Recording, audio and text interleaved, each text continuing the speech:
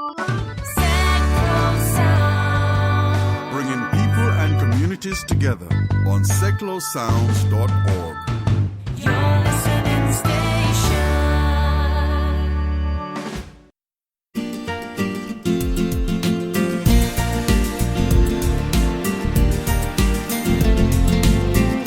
The latest Which report on UK airports, who came top, who came bottom. Another chance to hear an interview with the airport that came first last year, but I won't mention their name because they came first this year too, and I don't want to spoil the surprise. And of course travel news. That's all coming up on the John Guinn Travel Show on seclosounds.org. Hello and welcome to the John Guinn Travel Show on seclosounds.org. In a moment I'll be speaking to Chris Gray from Which magazine to find out what Which found out about their airport survey. The UK airport survey, that is. Which airport in the UK came bottom, which one came top. And also, what did Which magazine look out for when they were asking their subscribers about how they felt about airports. That's followed by an interview I did with Tracy Jones, who represents the airport that came first last year and the airport that came first this year. I thought it'd be good to replay the interview because obviously this is an airport that's got the right things going about it. So you'll be hearing about why you should be using this airport as well as because it came top of the Which magazine survey. And of course the show rounds up with travel news, including another story from America about somebody who got upset about the passenger in front of them reclining their seat. And it was another flight that got diverted and somebody got removed from the plane. Find out why it happened this time. That's all coming up on the John Guinn Travel Show. If you're the sort of traveller who likes to plan and research their own holidays instead of using a travel agent, you're probably the kind of person who uses websites such as TripAdvisor to check out the quality of hotels before you book. But for most overseas holidays, the first port of call is actually the airport. Now, is the airport you're going to choose going to be a good start to your holiday or a terrible start to your holiday? It's not always easy to find out, but luckily, Which magazine, the consumer advice people, produces the results of a survey each year about the quality of the top UK airports. The survey is put together by asking its members what they felt about the airports when they travelled. They're measured on various bits and pieces, such as the quality and the number of food outlets, which is very important to me, and other bits and pieces too, which Chris Gray from Which magazine is now going to discuss with us to tell us which airport came top, which airports came bottom, why they did so well, why they did so badly, and also how we can find out more about consumer advice when it comes to booking a holiday. So here's the interview I did with Chris Gray from Which. Chris, Which have just published their latest airport survey. How did you do the research for it? We did the research by surveying just over 7,000 of Which members in June this year about their experiences of flying from an airport in the UK in the previous year. We asked them to rate the airports and then drew up customer scores based on how overall satisfied our members were with the airport and also how likely they are to recommend the airport to a friend. So it's a pretty substantial a number of experiences and members. How did you decide on which criteria to rate the airports? Well, before we sent out the survey, we asked members what criteria were important to them. So we knew that we would be asking them about the criteria that had the most impact on how they might make their decision or how they feel about their journey. And what they told us about the criteria that was interesting to them were things like the speed of check-in, or the queues at passport control, or the queues for baggage reclaim, as well as the distance they had to walk to the gate.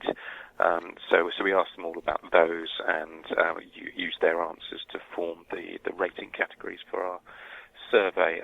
As well as those ones I mentioned, we also asked about food outlets. We also asked about space following security, the provision of seats, and the pick-up and drop-off facilities. It just reminded me of every time I come back into Gatwick, the queues of immigration coming back. It's just sent a shudder down my spine. It's never the quickest thing in the world. Yeah, immigration queues do do always come up as an issue. So that's why we've got that as queues for passport control. It's a tricky one for the airports because it's not necessarily something that the airports have that much control over because it's the immigration service, and it's often questions of national security. So, but we put it in there because this survey reflects people's experiences, and obviously coming back into the country and see your experience at passport control is going to influence your view of the airport experience. Definitely is. Did you cover all the UK airports? In the initial list that we sent out, we did include all the UK's airports to ask people about their experiences. The final survey actually includes ratings for 35 of them, and this is because we've only rated on the ones that are the most used. If we get below a certain amount of responses on an airport, we can't give a statistically valid verdict, really. If only two people say they use the airport, it wouldn't be fair to award a rating based on two people's experiences. So it has to be over a certain number of people before we will give a rating, and that means that we rate the most used airports. When you got all the responses back, what did you find? The key finding really was that small airports generally tend to provide a better experience than larger ones. London Southend came joint top with Robin Hood Doncaster Sheffield Airport, was slightly awkwardly named, but it's loved by its customers. Clearly, they both got a score of 85%, and good ratings across the board, really. At the other end of the table, you'd got a London Luton, one of the bigger ones, right at the bottom of the table with a customer score of 37%. And there was a clear trend between the performance of small and larger airports. 10 of the smaller airports scored better than the top-rated large airport, which was Newcastle. And none of the larger airports were able to achieve a customer score of more than 66%. We divided small into large with a cut-off of the number of passengers who use it. So a large airport is any airport where 4 million or more passengers are using it each year. So if the finding, I think, is if you have a small airport within easy reach of where you live, I would certainly consider using it. Why were the smaller airports outperforming the larger ones? Well, they perform well across the board, particularly well in areas like the speed of check-in, the queues at passport control, and the queues for baggage reclaim, and distance to gate. When you would expect them perhaps to score better in those areas because they're smaller, simply because they're smaller airports and there's fewer people using them, so the queues may well be smaller. But it doesn't necessarily follow. You may be small, but you're still going to have a large number of passengers coming in at any one time. You've got to be well organised and you've got to be efficient. In contrast, the larger airports scored worse in those areas I mentioned, like queues, speed of check-in, distance to gate, baggage reclaim, which suggests they've got a problem with, simply with the numbers of people, but how they're coping with those numbers of people. On the plus side for the larger airports, they did perform better when it came to shopping facilities, in terms of the range and quality of the shops. And Heathrow Terminal 5 was the only airport in the whole survey to get 5 stars for the range and quality of its shops. And that perhaps reflects that Terminal 5 is quite new, and it was done almost as a prestige terminal with BA, and there is a large number of shops and some quite top-end shops there. Having drawn that contrast between them, and illustrated some of the points they're under, we would say, under the pressures that the larger airports are under in terms of the millions of passengers they have to handle and thousands of flights, we would say that size can't be used as an excuse for poor customer experiences, because if you look at airports that have sort of equivalent number of passengers, Edinburgh and Luton, for example, handle about 9 million passengers a year, but Edinburgh performs much better than Luton. Edinburgh Edinburgh scored 63%. Luton scored 33% for the customer score, so nearly double almost Edinburgh's score, and dealing with the same amount of passengers. Size can't be used as an excuse. Gary Fitz here, every Monday, 10 o'clock. Coming up, we've got Eric and Ernie. Join me here on Sept Sounds. In your smile. It's from 1975. Eric and Ernie were four. Gary, it's not Eric and Ernie, it's Earl and Ernie, the Cape Brothers, Union Man. Oh, I see. Gary Fitz here, every Monday, 10 o'clock. Earl and Ernie.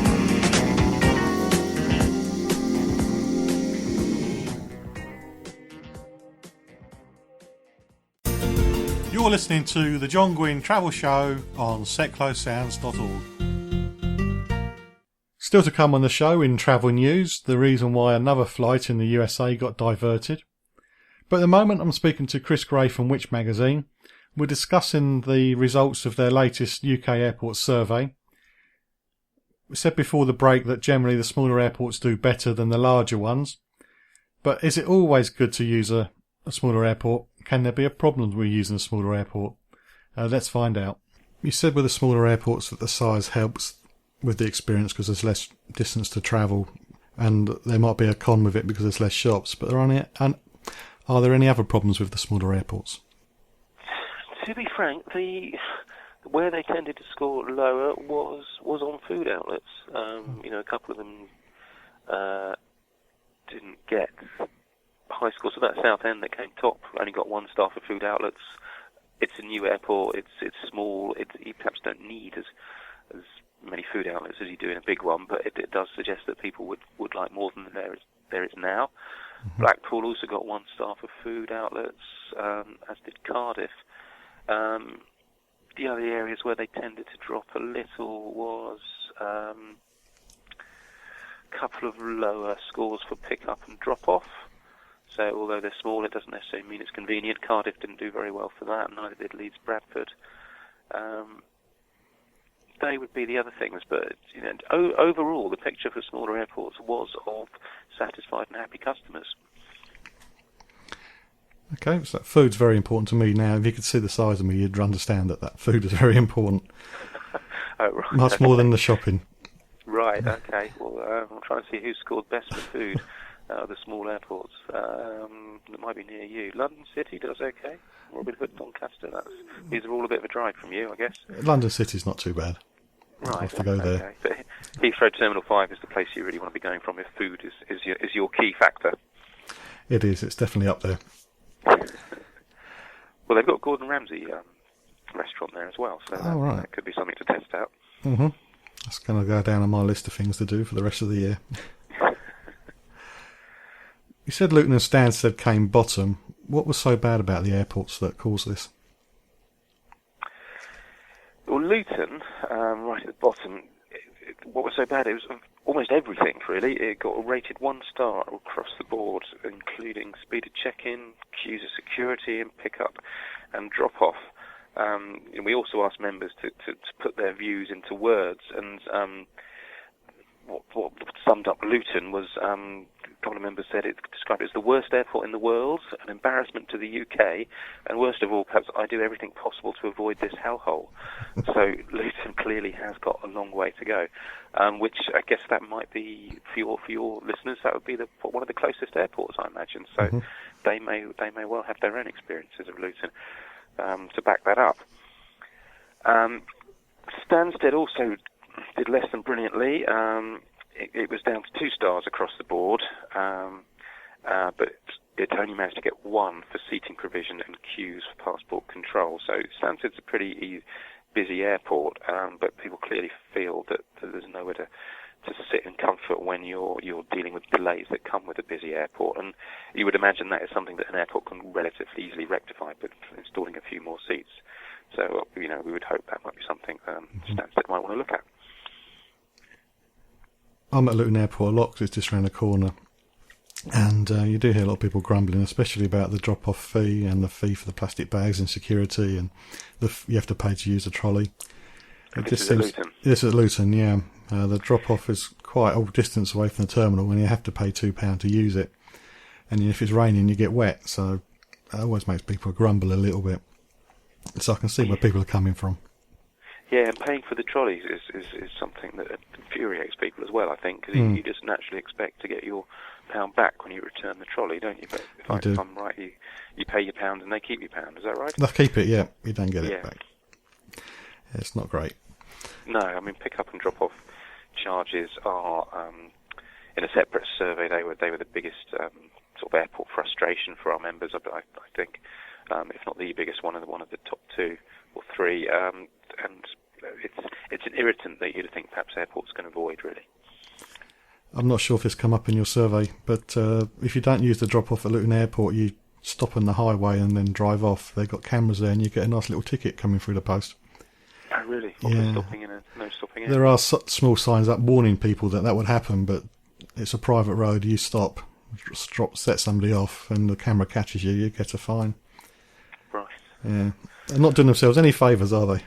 No, not at all. And what you say about it, you've still got to, after drop off, if you use the proper area, you've still got to walk, and you're not undercover. That's right. Yeah. It's not giving you a good experience when you first arrive at all, is it? Not at all. No. Let's go on to the more cheerful part of airports. Yeah. Why did Southend perform so well? Well, Southend is London's newest airport and opened just March 2012, and it's come top of our survey 2 years running. So it's fast getting as a reputation as an airport with a bit of a difference, especially when it comes to factors such as speedy check-in and arrivals. It's scored well in our survey. We're getting top marks for those 2 things, as well as airport security, passport control queues, information, navigation, and airport design. So it looks like they've done a great job with the way they conceived this airport. Mm-hmm. Giving people what they want. I mean, it's a small space, but it's obviously a well-designed space. You can get to it quite easily from London on the train. The train stops right at the station. Once you're in the station, people are having a very good experience. It's got EasyJet flying out of there to a range of destinations, including quite a few popular summer ones. So it's meeting a need, and it looks like they can continue to cope with growing numbers as they do get more popular. Having said they didn't score very well for food outlets and range of shops, which might become more of an issue as more people use the airport. They have got plans to develop the terminal building, and they've now got a larger security area with more check-in desks, baggage drop-offs, and an extended departure lounge. So they've got plans. They're expanding to deal with the expected increasing numbers of people coming that way, and with the development of the terminal building, perhaps we will see more food outlets, more shops to keep these people fed and watered, which they will need if they aren't to slide off their top spot, really. Mm-hmm. This is Seklo Sounds. Join us every Wednesday at 7 p.m. for 1 hour in the company of Harry and Edna on the wireless, exploring all aspects of the vintage scene and playing tip-top gramophone tunes. Harry and Edna on the wireless, Wednesdays at 7 p.m. on seklosounds.org. Jolly good.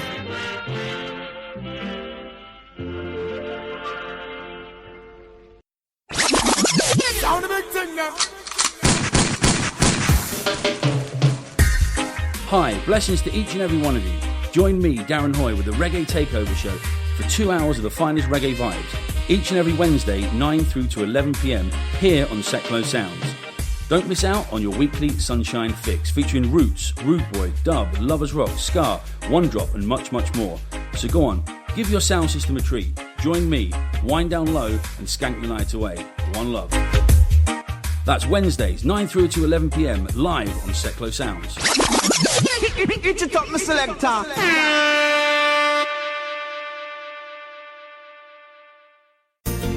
You're listening to the John Guinn Travel Show on seklosounds.org.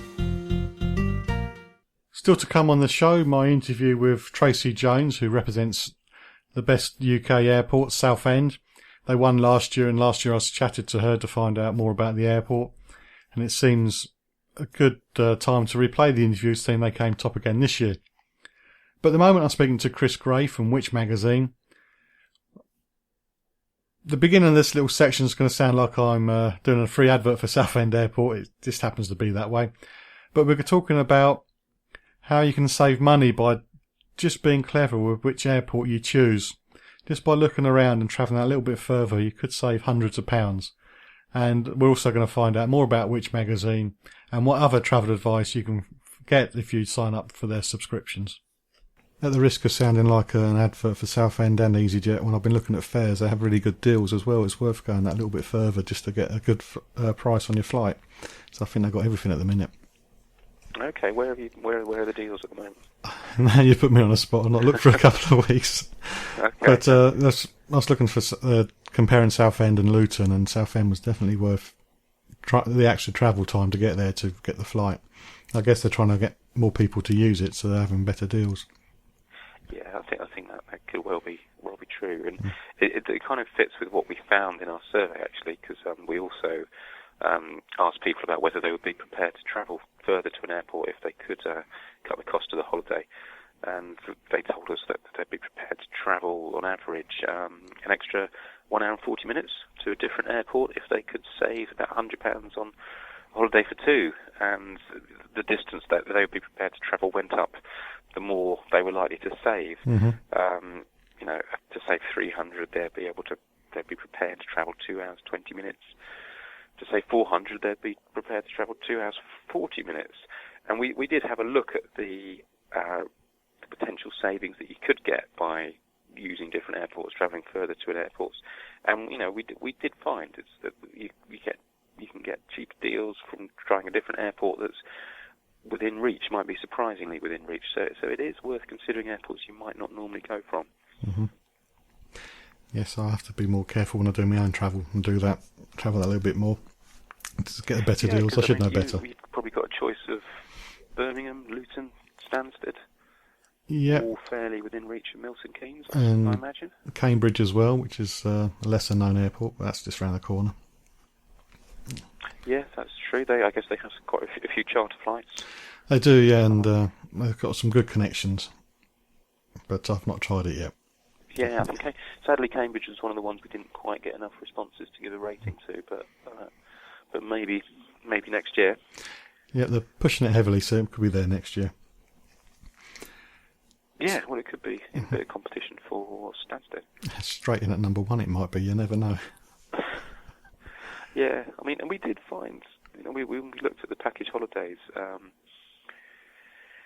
that you get from different airports. We checked out the prices for Italy, Portugal, and Spain, going with some of the big operators, Jet2, Holidays, Thomas Cook, and Thompson.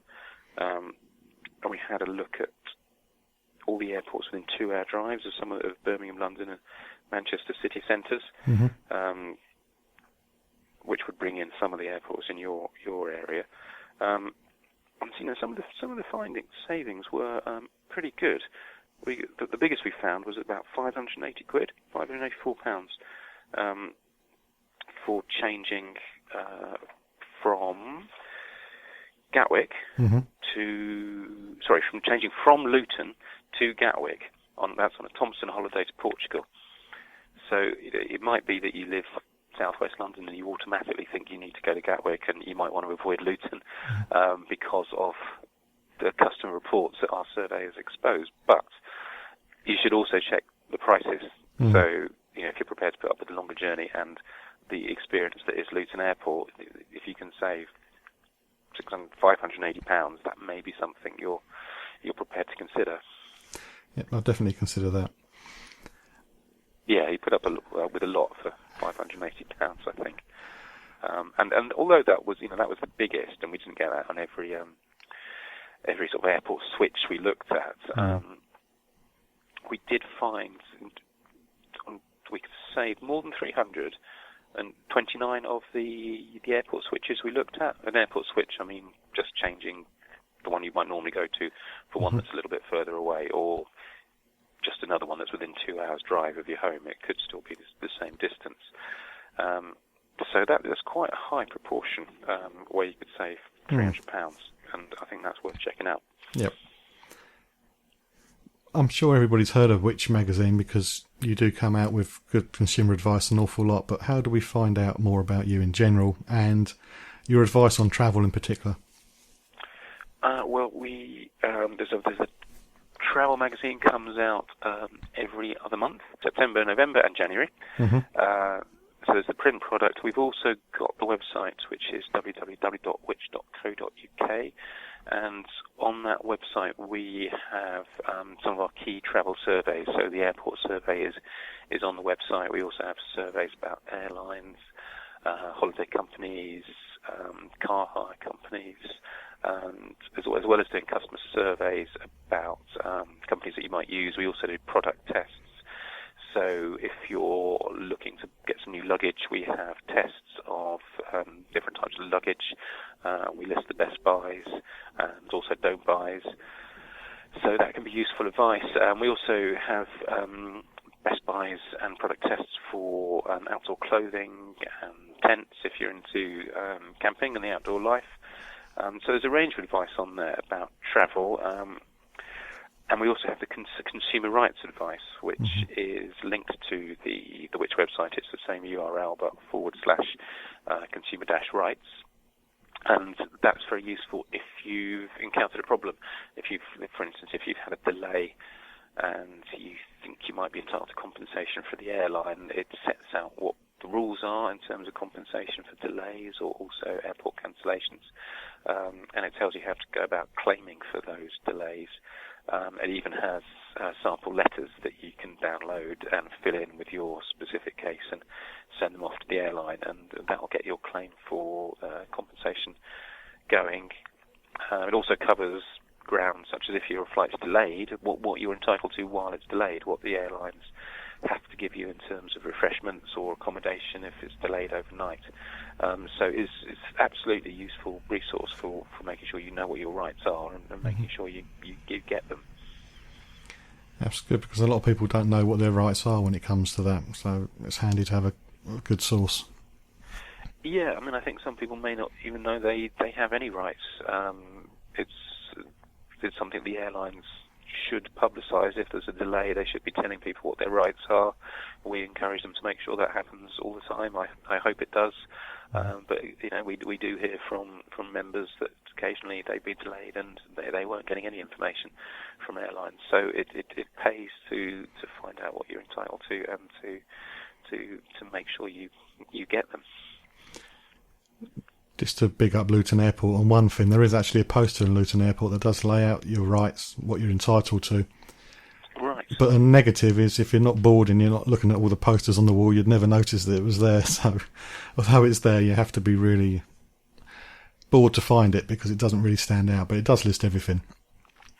Yeah, where is it? Is it near the check-in desks? It's just before the check-in desks. There's I suppose you could call it, it's not really a corridor, it's a wide throughfare from the front door to the check-in, and just at the end of the rooms on the left-hand side there's a poster up.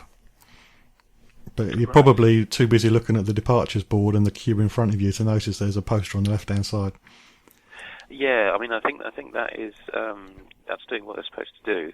The tricky thing is you may not be looking at, you're looking at departures, and if you do get crowds because there's delay and everyone is swarming around the check-in desk, it may well disappear from view in the general melee. So we do kind of like the idea of information leaflets being handed out in times of stress when there are lots of delays and the airport becomes very crowded, because I don't think you can really rely on everyone seeing one or a couple of posters at the check-in desks. But I would say before you set off, have a look at our consumer rights advice and go forearmed, really, so you know what your rights are before anything happens. Yeah, best way to travel. Yes, I think so, for a whole host of things.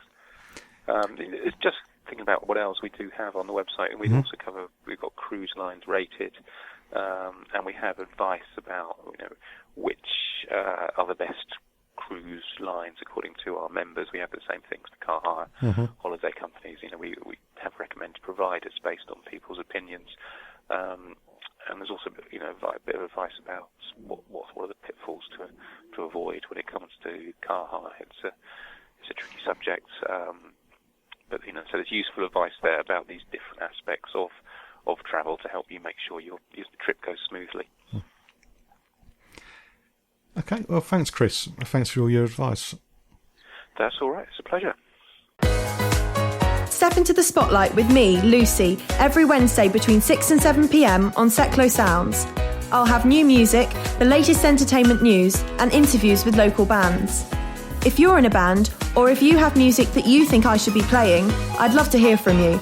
Email me, lucy@seclosounds.org, and join me every Wednesday from 6 till 7 for Spotlight on Seclo Sounds.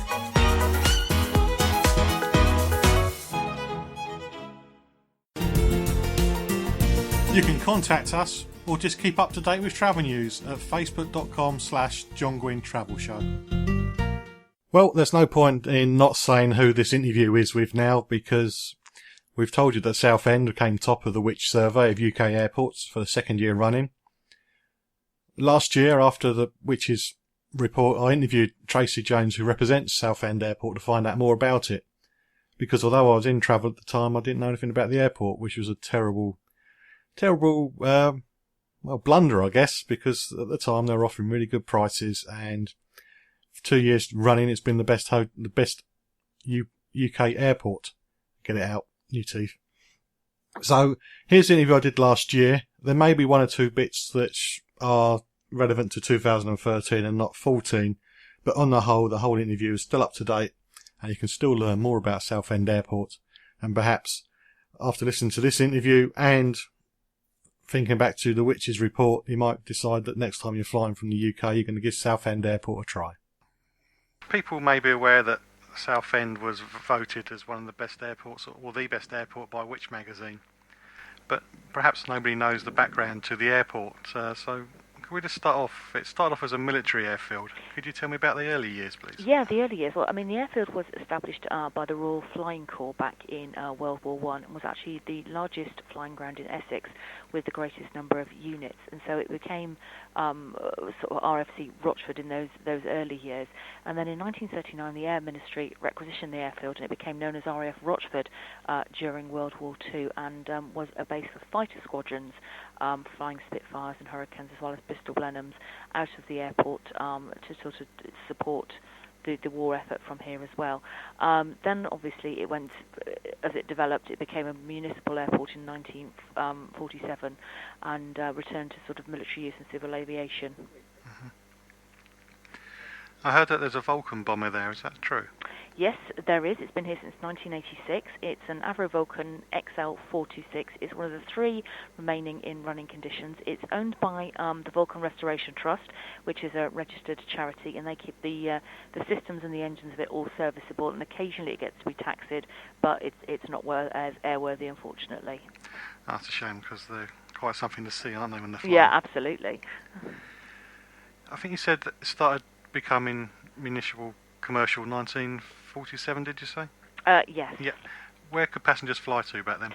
Well, it was sort of a strange sort of thing, really, and the airport's had three sort of ages to it, which is actually reflected in some sculptures that we just had unveiled here, showing the three ages of the airport. So there was obviously its wartime years and its history there, but then it also became very famous back in the 1960s when Freddie Laker was based here, and we had the Car Airs and flights like that coming from here. And actually not many people realise that during the 1960s Southend was the third busiest UK airport after Heathrow and Manchester, but as aircraft developed, and the sticking point was we had quite a short runway at that point. Mm-hmm. As aircraft developed and technology developed, other airports started to take over, and after that sort of 1960s heyday, the airport went a little bit into decline with not much happening here. So it's really the runway is a little bit too short. Yes, it was at that point. It isn't now, but it was then. It was back then. You mentioned the Laker Airlines. Were there any other ones which we could recognise from today? I'm just trying to have a think, really. No, it was really the sort of the Laker stuff during the 60s that it became really, really famous for being based here. Okay. You had another famous person there. Is it true that James Bond was filmed at the airport? Yes, it is true that some scenes from Goldfinger were filmed here at London Southend Airport. We have a lot of different buildings and other companies based on the site here at the airport, and we have a building called Viscount House, which is now sort of offices for various companies, and it's in the scene in Goldfinger where James Bond drives through the centre of the building out onto the runway, onto the plane. That was actually filmed here at London Southend. When did you become known as London Southend? That happened back in August 2012. We were given that classification by a company called it's not really a company, it's a group called IATA, which is the International Air Transport Association, and they decided to include us in their classification of the metropolitan area of London, meaning we then became officially London's South End to the rest of the world. So that we sit alongside the 5 other recognised London passenger airports, which are Gatwick, Heathrow, City, Stansted and Luton. City. I always forget about London City. Yeah. I was asked about that about an hour ago and I forgot all about it. Oh, bad me. So what caused the airport to take off again, as it were?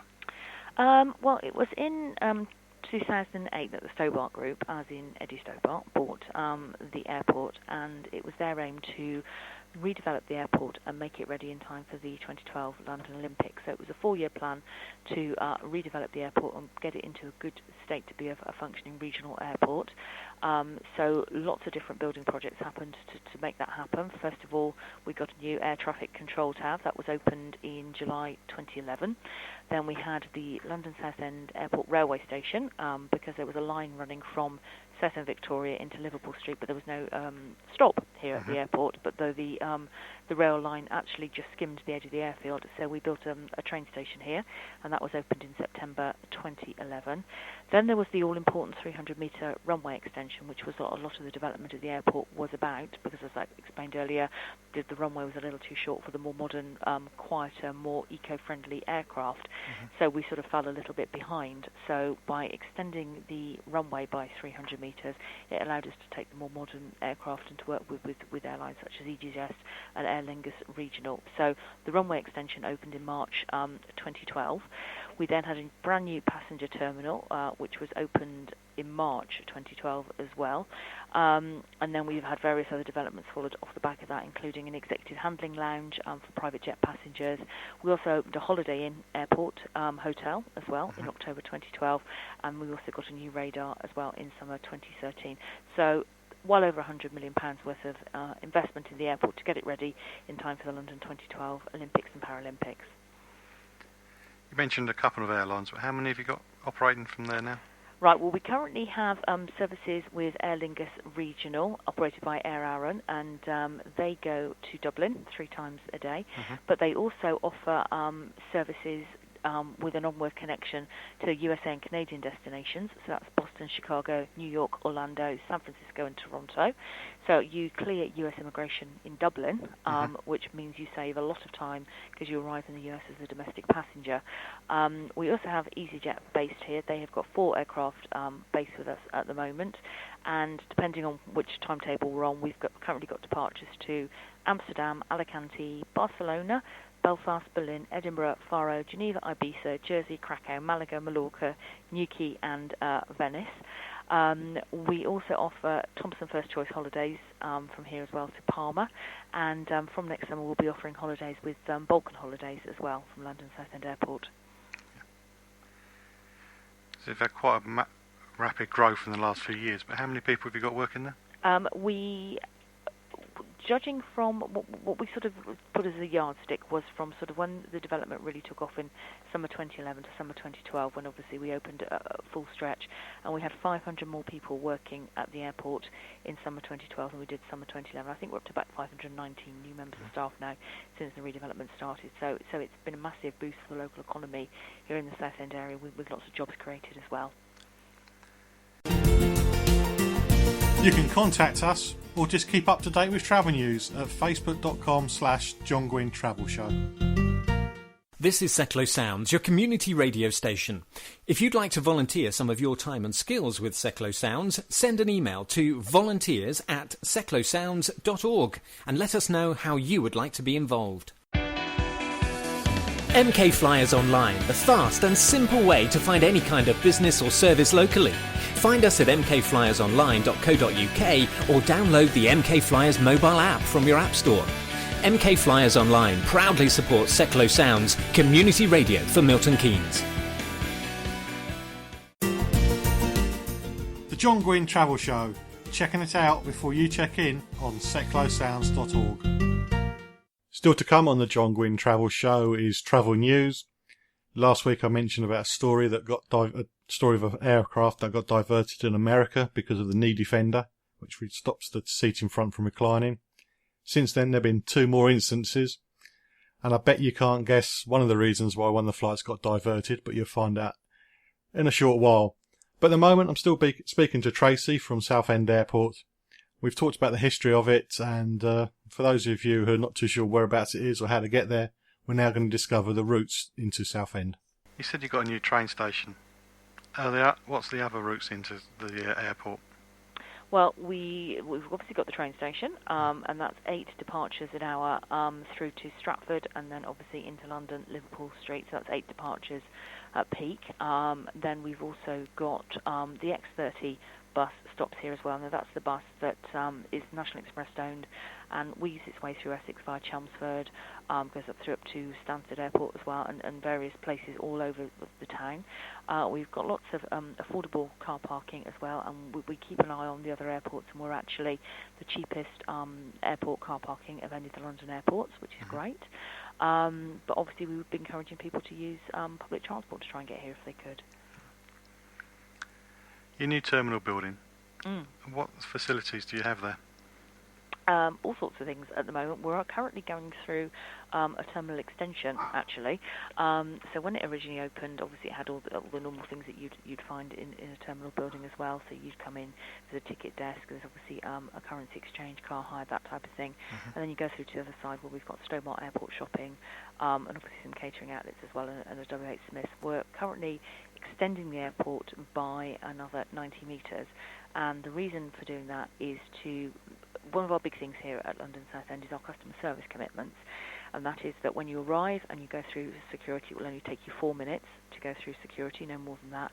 And when you come back and you land, from exiting your aircraft to being out in the car park or on the train, if you've just got hand luggage, we guarantee you'll do that within 15 minutes, and if you're collecting luggage, that you'll do it within 30 minutes. Now, I know people have done it a lot quicker.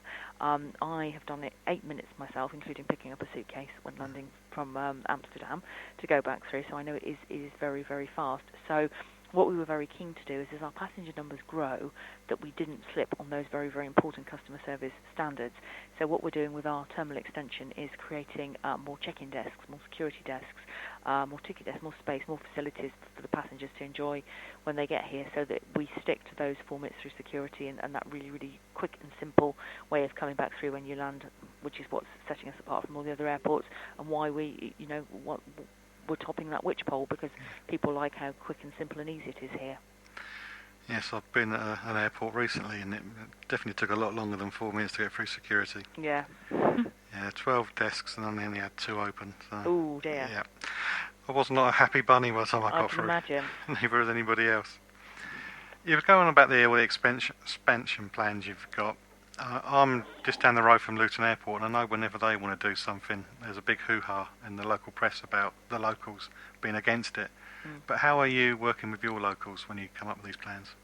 Oh, we work really, really closely with the local community. We've got an airport consultative committee, which is made up of all sorts of interested local groups, parish councils, members of the public, local residents, MPs, councillors, various people like that, all the other interested local groups, and they sort of help us keep a check and a balance.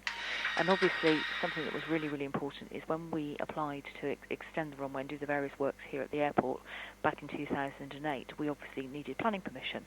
So we worked very, very hard with our 2 local councils whose areas we sit in, which are Southend and Rochford, and we drew up a whole new package of measures, including capping night flights and various other controls on the airport, which meant that although it was actually getting bigger, that it was in a manageable way that the local community were going to be very, very happy with.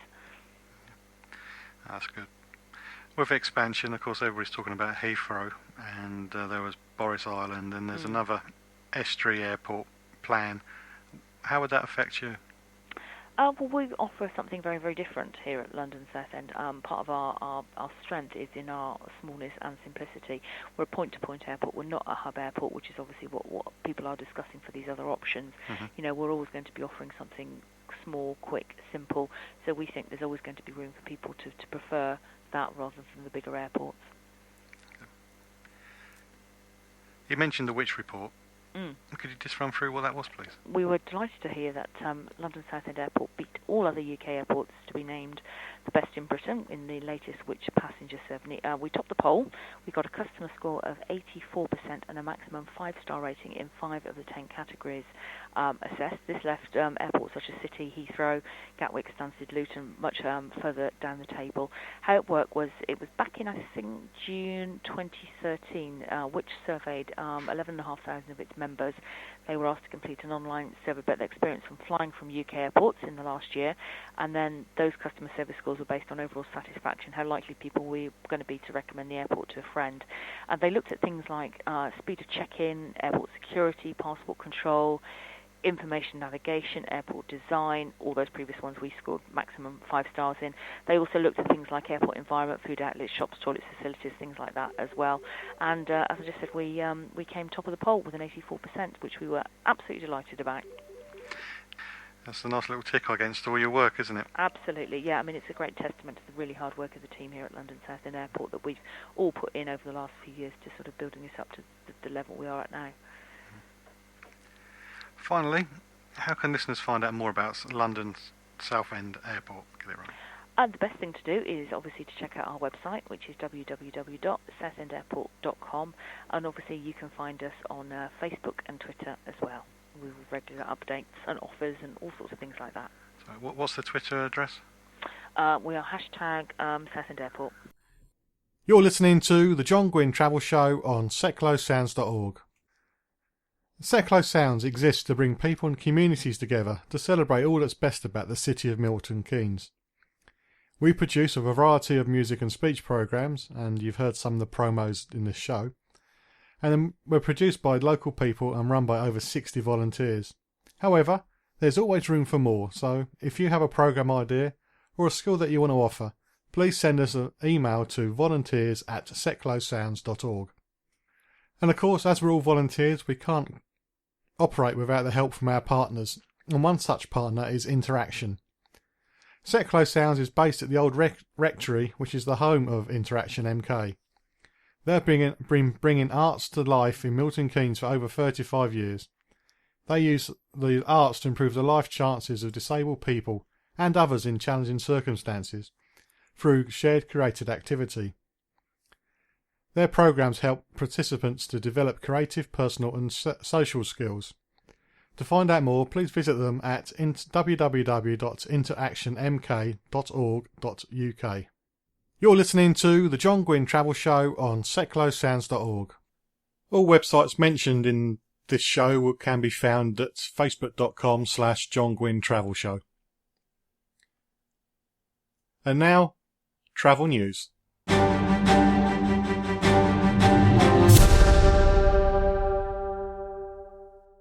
If you thought planes being diverted because of an argument over a reclining seat was an isolated incident, you would be mistaken. Last week I talked about a story of a diverted flight which was caused by someone using a pair of knee defenders. This story caused such an interest in these items that the supplier's website crashed. Okay, I wasn't the only person to talk about this story, so perhaps this website crash wasn't caused by my listeners.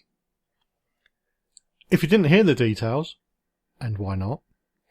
The knee defenders were a pair of lockable bits of metal that attach to a passenger's drop-down tray, and once in place they prevent the passenger from in front from leaning back too far, or even leaning at all. Since this story broke, 2 other flights were diverted due to arguments over a reclining seat. The first one, I must admit, I do sympathise with the passenger who ended up with a chair on his lap. The guy was just too tall for the limited space allowed by the airlines. An American Airlines flight was flying from Miami to Paris, and a passenger in front of Edmond Alexandre was trying to recline his seat when Alexandre objected. The two had words, and when a flight attendant came over to try and intervene, Alexandre allegedly grabbed the flight attendant's arm, and this action caused some air marshals who were travelling on the flight to jump into action, and they restrained Alexandre. Then the flight was diverted to Boston, and Alexandre was removed and charged with interfering with the flight crew. The second story involves knitting, and I bet when I talked about, well, I asked if you could guess what the cause of the diversion would be, I bet you never came up with knitting. A passenger was just trying to nap by resting her head on her tray when the passenger in front decided that it would be easier for her to knit if she reclined her seat. This caused her seat to hit Amy Karen Fine's head, and unfortunately she didn't wake up all bright-eyed and bushy-tailed, and instead she started to scream at the knitter in front, and then demanding that the flight landed immediately. Reports also say that she tried to rush towards the cabin. Eyewitnesses also state in various reports that Miss Fine declared that she didn't care about the consequences, she just wanted the plane to land now. Once landed in Jacksonville, police escorted Miss Fine off the plane. So what do you think? Should seats have the reclining function removed? Should passengers check behind first before reclining? Or simply, should passengers be given more space? Let me know at facebook.com/John Guinn Travel Show. Are you fed up with all those annoying PPI phone calls and adverts on TV and radio?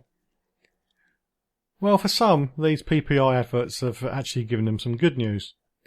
According to a survey released by Mintel and British Airways Holidays, around 1.7 million people have used money reclaimed from missold payment protection insurance, PPI, to treat themselves to a holiday. Spending on a holiday was almost as popular as reducing or paying off debt, which is around 30%, which did come actually top of the list. Only a third of successful PPI claimants, 28%, spent their compensation for their holiday. And of course, other people spent theirs on day-to-day bills and expenses, 26%, and some saved the money, 15%. Since the payout started in 2011, victims of mis-selling have recouped more than £15.5 billion out of the total of £22.2 billion set aside by the banks, according to estimates by Mintel. Holidays and large domestic purchases were more common purchases among those who received more than £1,000 compared to those who received less. And apparently there's going to be another 2.5 million claims to be sorted out by the banks, so there could be a few more people using this missold insurance to take that well-deserved break. Have you been successful with your PPI claim? Did you use it to pay for a holiday? If you did, where did you go? Let us know. Facebook.com/John Guinn Travel Show. It's a nightmare situation. I've been on a flight that circled an airport a few times before landing, and there was no communication. It was quite scary. But this week, a Jet2 flight from Ibiza to East Midlands circled due to what was described by the Jet2 as a minor electrical fault, and then landed. Unfortunately, the intercom failed. The flight crew appeared to have lost control, according to some reports. There was a smell of burning. Some said there was some smoke coming out of the cabin, and that caused some passengers to force open the emergency door over the wings while the aircraft was taxiing to the terminal. Some of the 147 passengers climbed over the wing and dropped off onto the ground to evacuate the plane as soon as possible. Because of this incident, 3 flights to East Midlands had to be diverted to Birmingham, and the airport went into full safety procedures. An air accident investigation branch said it dispatched a team on site following a serious incident at East Midlands by an airliner in the evening of September the 3rd, 2014. Doesn't that sound very official? Jet2 spokesperson said, following a safe arrival at East Midlands Airport of flight LS644, we decided to disembark passengers as quickly as possible as a precautionary safety measure because of a minor electrical problem led to some smoke in the cabin. All passengers were looked after by our airport team, and a full investigation is now underway. The safety of our passengers is of paramount importance. Was you on the flight? Have you been on a similar flight where there's been a bit of a panic when you've landed and people have tried to evacuate? Let me know. Facebook.com/John Guinn Travel Show. Well, that's the end of another travel show with John Guinn. I've covered the best UK airport according to Which magazine for the last 2 years, Southend Airport. I've had another story about flights being diverted because of passenger disagreements over reclining seats. And of course, the main feature of the show was the Which report into UK airports. What's important to you when it comes to your departure airport from the UK? What are you looking for? What do you think makes a good airport? Do you agree with Which magazine, or is there something that is very important to you which we didn't mention? Let me know on this and any other travel story at facebook.com/John Guinn Travel Show. And hopefully you can join me next time on the John Guinn Travel Show on seclosounds.org, where each week I'm checking it out before you check in.